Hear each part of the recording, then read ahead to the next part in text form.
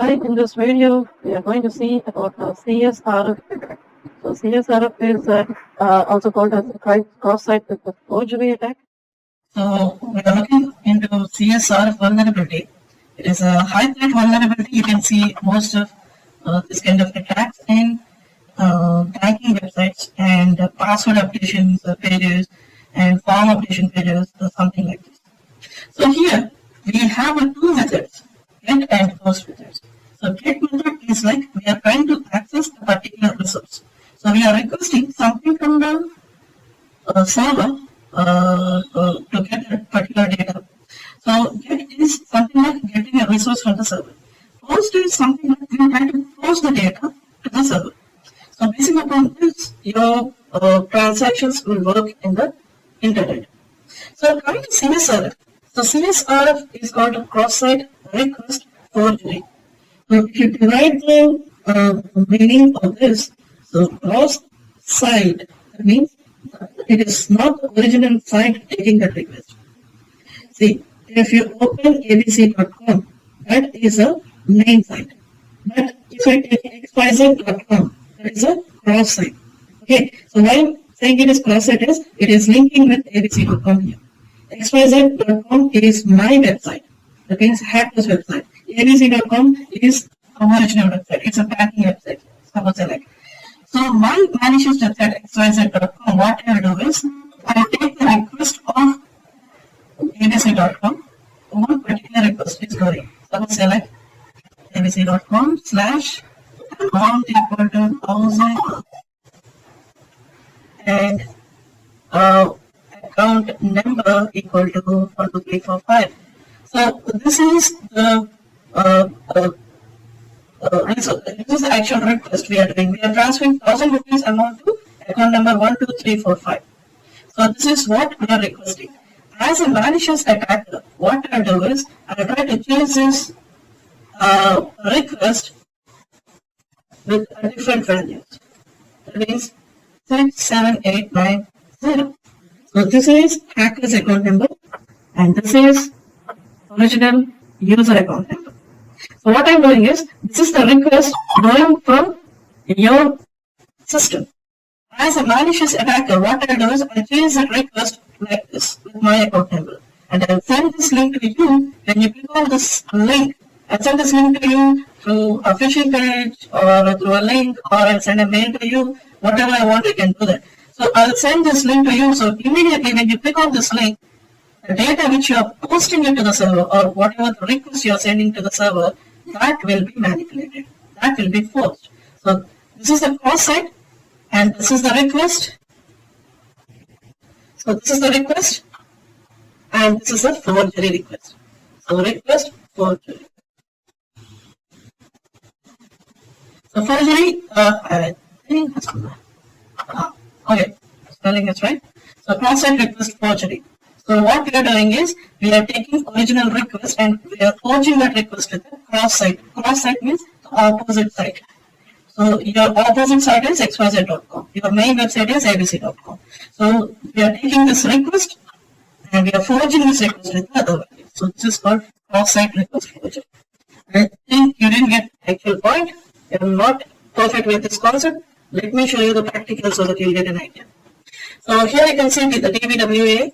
So if I give the password, new password. So I have a password like admin to this interface. So what I do is I'll give 123456 and 123456. So my password is 123456. I'm changing the password to 123456 password. So if I click on change, so the password is got changed. So here it is posting some data here like 123456. So 123456. So this is the request which is going through my system. So what I do is I'll copy this request.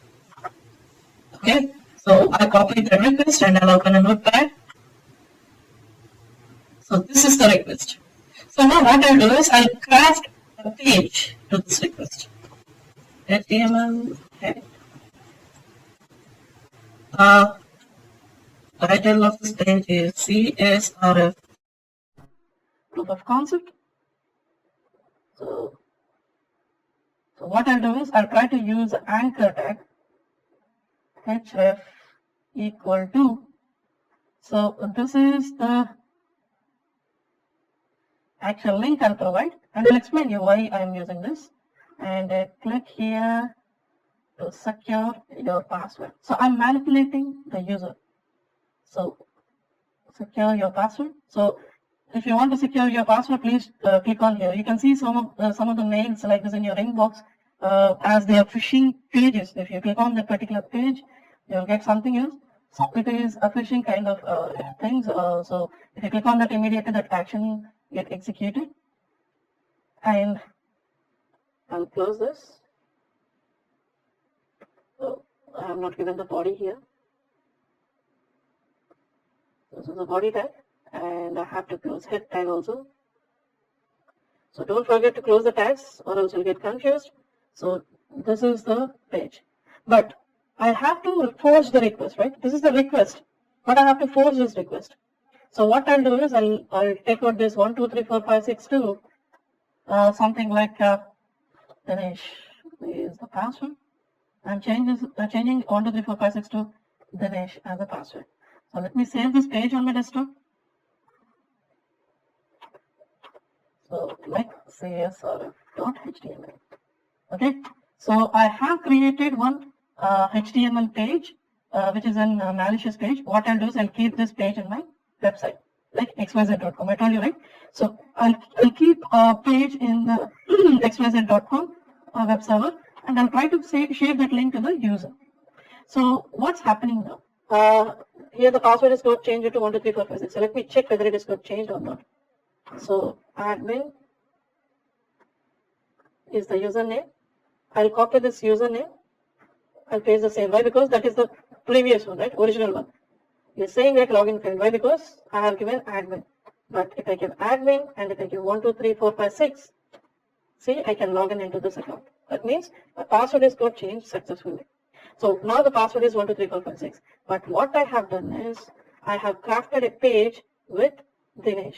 So here you can see that. Let me show you.